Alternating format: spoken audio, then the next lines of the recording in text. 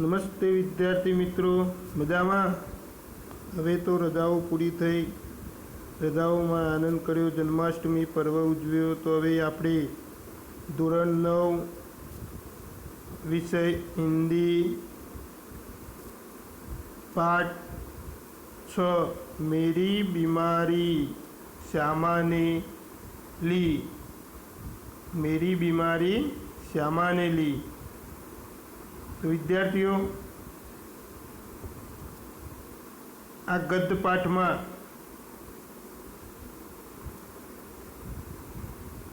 आ गद्य पाठ ना लेखक से हरिवंशराय बच्चन, जेमनो जन्म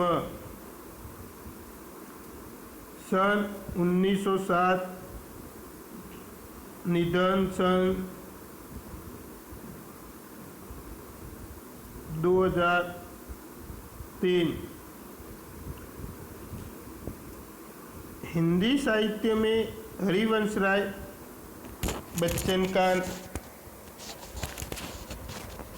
बच्चन का नाम उनकी एकमात्र कृति से ही अमर हो गया. हालांकि विपुल मात्रा में साहित्य सर्जन किया है. वे सायावादोत्तर काल के कवियों में बच्चन एक विशिष्ट सर्जक रहे हैं. बच्चन जी इलाहाबाद विश्वविद्यालय के अंग्रेजी के प्राध्यापक के रूप में, तत्पश्चात दिल्ली में सरकारी सेवा, आकाशवाणी और एक अन्य स्थलों पर आपने सेवाएं दी.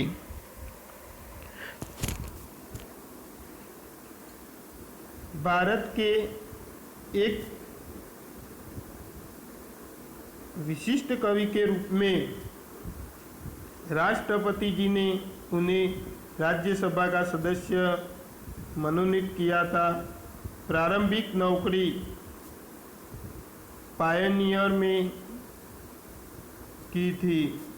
प्रारंभिक नौकरी पायनियर में की थी.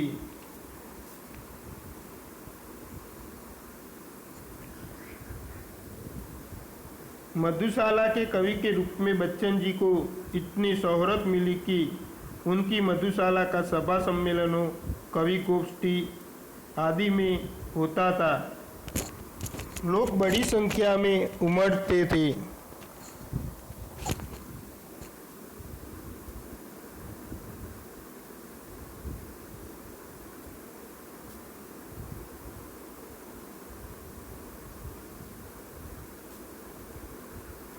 मधुशाला, निशा नियंत्रण, सप्तरंगिनी, मिलन यामिनी, आकुल, अंतर और एकांत संगीत नामक इनके सुप्रसिद्ध काव्य संग्रह. तो क्या भूलूं क्या याद करूं, नीड़ का निर्माण, फिर बसेरे में दूर और 10 द्वार से सोपान तक शीर्षक से 4 खंडों में लिखी आपकी आत्मकथा है.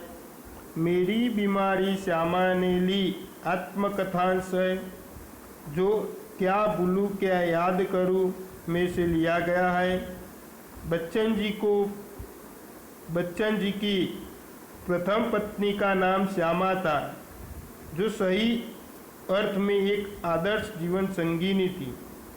श्यामा की बीमारी उसकी खुद को न होकर बच्चन जी की थी, जो सेवा करते करते ले ली गई थी. बच्चन जी का यह मंतव्य श्यामा की पत्नी भक्ति, श्यामा की पतिभक्ति, कर्तव्यपरायणता और निष्ठा का प्रतीक है.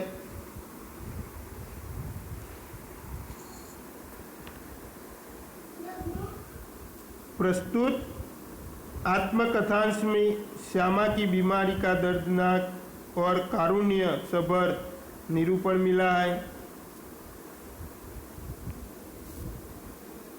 तो दूसरी ओर कवि की भावुकता और संवेदनशीलता का प्रकटीकरण मिला है. क्या भूलूं क्या याद करूं श्री हरिवंशराय बच्चन जी की आत्मकथा है. तो हिंदी के इस सुप्रसिद्ध कवि ने अपने संस्मरण बड़े ही रोचक ढंग से आलेखित किया है. कवि अपने जीवन घटनाओं के साथ उस युग का चित्र भी दे देता है. तो प्रस्तुत अंश क्या भूलूं क्या याद करूं में से लिया गया है। तो इनका यह शीर्षक मेरी बीमारी श्यामा ने ली विषय वस्तु का भी निर्देशन करता है। तो विद्यार्थियों हवे આપણે પાઠ જોઈએ। તો દરેક વિદ્યાર્થીઓનું પોતાના પાઠ્યપુસ્તક ખોલી અને જુએ।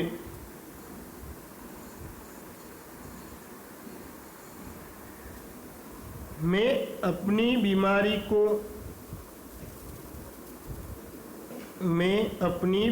को दुलराने वालों में न था।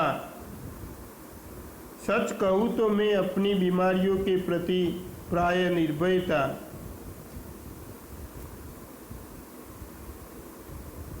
मैं अपनी बीमारियों को दुलराने वालों में न था એટલે કે હું પોતાની જે બીમારીઓ હતી એ બીમારીઓ ने लाड लड़ावा वालो न હતો। सच कहूँ तो मैं अपनी बीमारियों के प्रति प्राय निर्भय था એટલે કે સાચું કેવું તો હું ये बधी बीमारीओथी હું डर वगरनो હતો। शायद मैंने गांधी जी के लेख में कहीं पढ़ा था कि बीमारी होना अपराध એટલે કે खरेखर मैं गांधीजीનો एक प्रसंग હતો એ વાંચ્યો હતો कि बीमारी होવું एक गुनो છે। हमें जो शरीर दिया गया है उसे हम स्वस्थ न रखें तो हम अपराधी तो है ही એટલે કે જે શરીર આપણને મળ્યું છે શરીરને જો સ્वस्थ न રાખીએ તો આપણે गुनेगार છીએ। मैं इस तर्क को कुछ और आगे ले गया એટલે કે હું જે તર્ક હતું દલીલ હતી એને હું આગળ લઈ ગયો। अपराधी को दंड देना चाहिए એટલે કે गुनेगारने दंड आपवो જોઈએ सजा थवी જોઈએ। मुझे जब कहीं छोटी मोटी बीमारी होती એટલે કે મને જ્યારે નાની મોટી બીમારી થતી जुकाम એટલે કે તાવ बुखार दुखावो ताव खांसी सिर दर्द એટલે કે માથાનો દુખાવો तो मैं खाट पर न लेटता એટલે કે હું ખાટલા ઉપર સૂતો નહીં और भी अपने से काम लेता है कि छतां पण हूँ पोतानी रीते हूँ मारू काम करतो। मुझे बड़े बुखार में अपनी रात की ट्यूशनों पर जाने की याद है लेकिन मारे बहुत ताव आवे और छतो पण हूँ ट्यूशनों करवा माटे हूँ जतो। बुखार की गर्मी और तेज़ी में तो मैं और जोश से पटाता मजदूरी करके रोटी कमाने वालों को बीमार पड़ने का क्या अधिकार है। बीमारी अमीरों की हरमजदगी है, गरीबों को उसे अपने पीछे न लाना चाहिए। लिखने में तो ऊंचा बुखार मुझे सब तरह से सहायक प्रेरक और प्रोत्साहक लगता। एक तरह की आग जिससे मेरी अनुभूतियों में ताप आता, जिसमें गल पिघल कर मेरा हृदय जलता। एक तरह की भट्टी जो मेरे विचार भाव कल्पनाओं तक उबाल देकर उच्छलित करती। बुखार की गर्मी लेके तावनी गर्मी थी तो हूँ बहुत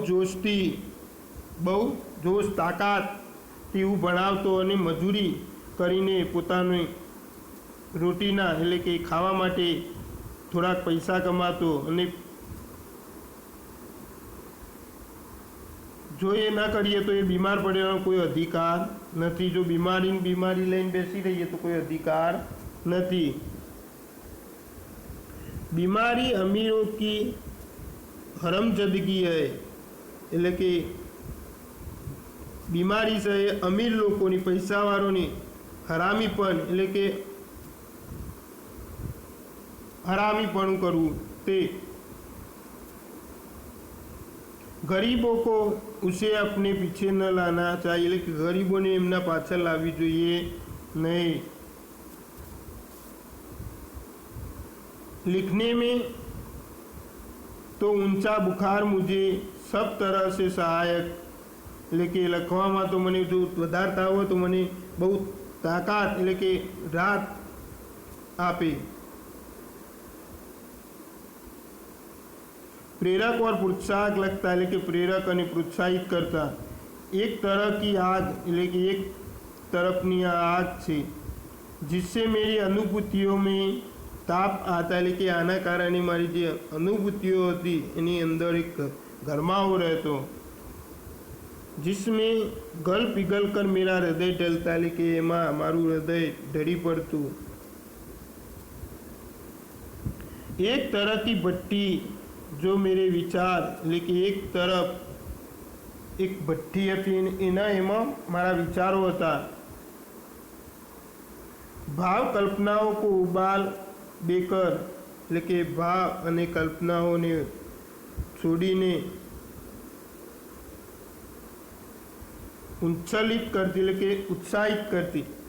यह तो मैं नहीं कहूँगा कि बुखार में मैं अदबदा कर लिखता था એટલે કે હું એ કહી નથી શકતો કે હું તાવમાં પરેશાન થઈને એટલે કે જબરજસ્તી કરીને હું લખતો એવું હું કહી શકતો નથી।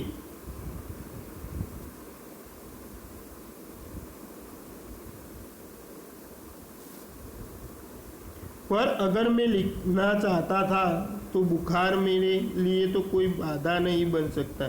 परंतु जो હું લખવા ઈચ્છતો હતો તો મને તાવ તો કંઈ એવું કોઈ વિઘ્ન જેવું લાગતું ન હતું। મારામાં તાવ છે તો હું ન લખું એવું મને કંઈ વિઘ્ન લાગતું ન હતું। हल्के बुखार में तो मेरे सब काम हस्ब मामूल होते रहते थे એટલે કે થોડા તાવમાં તો મારું કામ નિત્ય કે નિયમ કે અનુસાર એટલે કે દરરોજના નિયમો અનુસાર હું એ કામ કરતો હતો। હસબામુલ એટલે કે नित्य के नियम के अनुसार। कोई मेरा बदन छूकर कभी कहता था कि तुम्हारे तो बुखार है तो मैं फट से जवाब देता कि हाँ बुखार है और मैं भी हूँ। એટલે કે લોકો મારા શરીરને અડીને જોતા તો લોકો એમ કહેતા હાથ અડાવતા એને કહેતા કે તને તો તાવ છે પણ તેઓ કહેતા કે હા તાવ પણ છે પણ હું પણ છું। તાવ છે મને તાવ તો ભલે છે પણ હું પણ છું। शायद किपलिंग ने अपनी आत्मकथा में लिखा है कि कभी कभी उसे बुखार में भी काम करना पड़ता था और जब वह बुखार में होता था तो और अच्छी कहानियाँ लिखता था। लेकिन खरेखर एक अंग्रेज साहित्यकार किपलिंग એટલે કે એક અંગ્રેજ સાહિત્યકારને એની પોતાની આત્મકથામાં એવું લખ્યું હતું કે ક્યારેક ક્યારેક તાવમાં પણ કામ કરવું પડતું અને જ્યારે વધારે તાવ હોય તો મને સારી સારી વાર્તાઓ લખવાનો પણ ઈચ્છા થતી। बुखार में कम लिखने की मुझे याद नहीं। बुखार में कम लिखने की मुझे याद नहीं કે તાવ હોય તો હું થોડુંક લખતો એવું મને કંઈ યાદ નથી। वह कैसा बन पड़ा એટલે કે આ કેવું બની પડ્યું। तो इसका निर्णय मैं न देना चाहूँगा એટલે કે હું એનો નિર્ણય આપવા માટે तैयार नहीं। प्रसंगवश मुझे याद आ गया है कि अपनी दो चट्टानों की એટલે કે કોઈક પ્રસંગ વખત મને યાદ આવી ગયું કે બે પથ્થરો વચ્ચે